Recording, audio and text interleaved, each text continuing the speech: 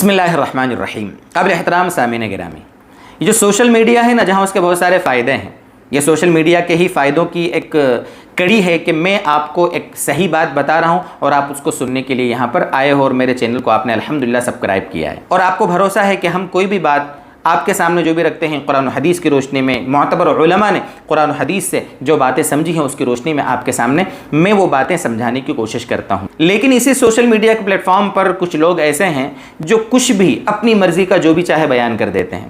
ان کو T R P چاہیے، ان کو ویوز چاہیے، ان کو سبسکرائبر چاہیے، اس لیے جو اپنی مرضی جیسا بھی ہو وہ صحیح ہے غلط ہے، اس کی وجہ سے لوگ گمراہ ہو رہے ہیں کہ حق پر آ رہے ہیں۔ کیا ہوگا ہماری اس بات کی وجہ سے؟ وہ جن جن لوگوں تک پہنچے گی وہ اتنے لوگ ہماری بات کی وجہ سے گمراہ ہوں گے، غلط راستے پر چلیں گے، اس کی پرواہ کیے بغیر کچھ بھی ڈال دیتے ہیں، اپلوڈ کر دیتے ہیں۔ سوشل میڈیا یعنی دو دھاری تلوار ہے، جہاں اس سے فائدہ بھی لوگ اٹھا رہے ہیں، ٹھیک ہے، صحیح بات حق بات ان تک پہنچ رہی ہے، اسی طریقے سے بہت سارے لوگ سوشل میڈیا کی وجہ سے گمراہ بھی ہو رہے ہیں۔ اس لیے میرے دوستو، آج کے زمانے میں سوشل میڈیا کا جو میدان ہے نا، اس میں بہت پھونک پھونک کر قدم رکھنا چاہیے۔ اپنے معتبر علماء سے پوچھیں اپنے علاقے کے کہ بھئی کون ایسے لوگ ہیں جن کے ہم بیانات سنیں اور کون ایسے ہیں جو گمراہ کرتے ہیں، ان کی باتوں سے ہم دور رہیں۔ یہ جو تمہید میں نے باندھی ہے نا آپ کے سامنے، دراصل ایک مسئلہ مجھے عرض کرنا ہے۔ جیسا کہ آپ نے تھمبنیل میں بھی دیکھا کہ فجر کی جماعت جب کھڑی ہو جاوے، فجر کی جماعت کھڑی ہو جاوے تو سنت پڑھنا چاہیے یا نہیں پڑھنا چاہیے۔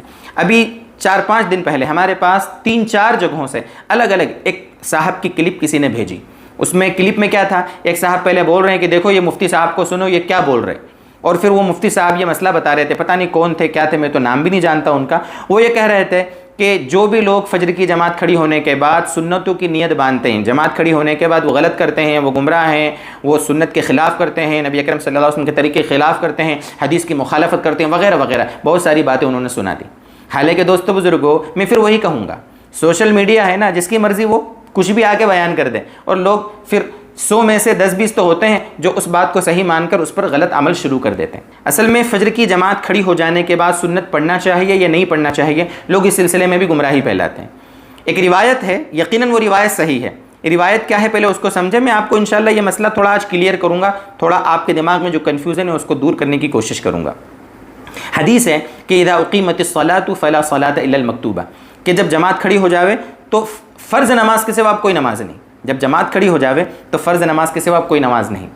تو اس روایت کی روشنی میں علماء نے یہ مسئلہ لکھا ہے کہ جماعت کھڑی ہو جاوے تو ٹھیک ہے، اب سنتیں نہیں پڑھنا چاہیے بلکہ کیا کرنا چاہیے، جماعت میں شامل ہو جانا چاہیے۔ لیکن اس روایت کی وجہ سے لوگ ایسا کہتے ہیں جو گمراہی پھیلاتے ہیں کہ فجر کی جماعت کھڑی ہو جاوے تب بھی اس پر عمل کرنا چاہیے، کہ فجر کی جماعت کھڑی ہو جاوے تب بھی فجر کی سنت نہیں پڑھنا چاہیے بلکہ فجر کی جماعت میں شامل ہو جانا چاہیے۔ اس روایت کا حوالہ دیتے ہیں۔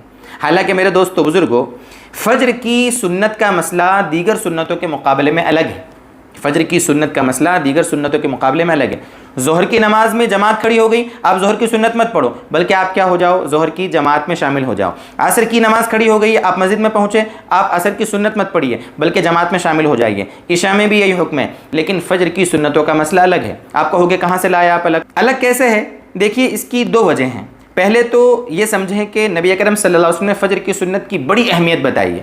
آپ صلی اللہ علیہ وسلم، کئی صحابہ کے یہ روایتیں ہیں کہ آپ صلی اللہ علیہ وسلم فجر کی سنت کا جتنا اہتمام کرتے تھے اتنا کسی سنتوں کا اتنا زیادہ اہتمام نہیں ہوتا تھا، فجر کی سنت کا اتنا اہتمام۔ دوسری بات، ایک موقع پر آپ صلی اللہ علیہ وسلم کا فرمان ہے، حدیث ہے کہ فجر کی سنت مت چھوڑنا اگرچہ گھوڑے تمہیں روند ڈالیں، وَإِن طَرَدَتْكُمُ الْخَيْلُ، گھوڑے تمہیں روند ڈالیں۔ کتنی اہمیت ہے! اس لیے فجر کی سنت کی اہمیت کے خاطر علماء نے صحابہ کے عمل کی روشنی میں، میرے اس جملے پر غور کرنا آپ نے، صحابہ کے عمل کی روشنی میں علماء نے یہ مسئلہ لکھا ہے کہ اگر فجر کی جماعت کھڑی ہو جاوے، فرض اسٹارٹ ہو جاوے اور ہمیں آخری قاعدے میں ملنے کی امید ہے، غالب گمان ہے کہ امام صاحب سلام پھیریں گے، اس سے پہلے ہم امام صاحب کو قاعدے میں مل لیں گے، اگر یہ غالب گمان ہے تو فجر کی سنت پڑھیں اور جماعت میں شامل ہو جاویں۔ یہاں 2 فائدے ہمیں حاصل ہوں گے، ایک تو فجر کی سنت پڑھنے کا ثواب بھی مل گیا، حاصل ہو گیا، اور دوسرا جماعت کا ثواب بھی مل گیا، اس لیے کہ امام صاحب سے سلام پھیرنے سے پہلے مل جانے سے جماعت کا ثواب مل جاتا ہے، دونوں فائدے حاصل ہو گئے۔ لیکن ایک چیز یہاں دھیان رکھیں کہ یہ جو فجر کی سنت جماعت کھڑی ہونے کے بعد ہم کو پڑھنا ہے نا، یہ صحن میں پڑھیں، کسی ستون کی اوٹ میں پڑھیں، آڑ میں پڑھیں، کونے میں پڑھیں، انہی صفوں میں جہاں پر جماعت کھڑی ہو گئی وہاں صفوں میں نہ پڑھیں۔ یہ سخت مکروہ ہے، یہ کام ہم کو نہیں کرنا ہے، چونکہ وہاں جماعت بن رہی ہے، اس میں ڈسٹرب ہوگا، ہماری وجہ سے وہاں خلل ہوگا، لوگ تکلیف میں مبتلا ہوں گے۔ آپ کو صحن میں کسی کنارے پر کسی ستون کے اور پلر کے پیچھے آپ کو پڑھنا ہے۔ میں نے بھی آپ سے کہا تھا نا کہ صحابہ کے عمل کی روشنی میں علماء نے تو، میں نے جو پڑھا اس میں تقریباً 12-13 ایسے صحابہ اور ایسی صحابہ کی روایتیں، ان کے آثار مطلب ان کے اقوال اور ان کے افعال کی روشنی میں یہاں پر تقریباً 12-13 تو میں نے پڑھے ہیں۔ میں آپ کو صرف 5 یہاں پر حوالے کے ساتھ نقل کرتا ہوں، 5 صحابہ کا عمل۔ المعجم الکبیر روایت کا نمبر 9385 9385، حضرت عبداللہ بن مسعود رضی اللہ تعالیٰ عنہ کا یہ عمل نقل کیا گیا ہے۔ کیا میں بتا رہا ہوں ابھی؟ روایت نمبر 2 سمجھیں، سنن الطحاوی روایت کا نمبر 2042، حضرت عبداللہ بن عمر رضی اللہ تعالیٰ عنہ۔ روایت نمبر 3 سنن طحاوی ہی کی روایت 2040 2040، حضرت عبداللہ بن عباس رضی اللہ تعالیٰ عنہ کا عمل۔ روایت نمبر 4 یہ بھی طحاوی شریف کی روایت ہے 2044 2044 روایت کا نمبر، حضرت ابو درداء رضی اللہ تعالیٰ عنہ کا عمل۔ روایت نمبر 5 یہ بھی سنن طحاوی کی روایت ہے، روایت کا نمبر 2046، حضرت عمر فاروق رضی اللہ تعالیٰ عنہ کا۔ یہ اتنے بڑے بڑے صحابہ، ان کا عمل یہی تھا کہ جب فجر کی جماعت کھڑی ہو جاتی تھی تو یہ حضرات پہلے سنت پڑھتے تھے، پھر جماعت میں شامل ہوتے تھے۔ کہ یہ جو صحابہ جن کا میں نے آپ کے سامنے نام لیا، یہ صحابہ کہ نبی اکرم صلی اللہ علیہ وسلم کی اس حدیث سے واقف نہیں تھے جس میں آپ نے یہ فرمایا کہ جب جماعت کھڑی ہو جاوے تو کوئی سنت نہیں پڑھنا؟ کہ یہ جانتے نہیں تھے؟ صحابہ رضی اللہ عنہم کے بارے میں ہمارا عقیدہ ہے کہ انہوں نے اللہ کے نبی صلی اللہ علیہ وسلم سے براہ راست دین کو سیکھا ہے، انہوں نے اللہ کے نبی صلی اللہ علیہ وسلم کے قول و عمل کو بڑی گہرائی سے دیکھا اور سمجھا ہے۔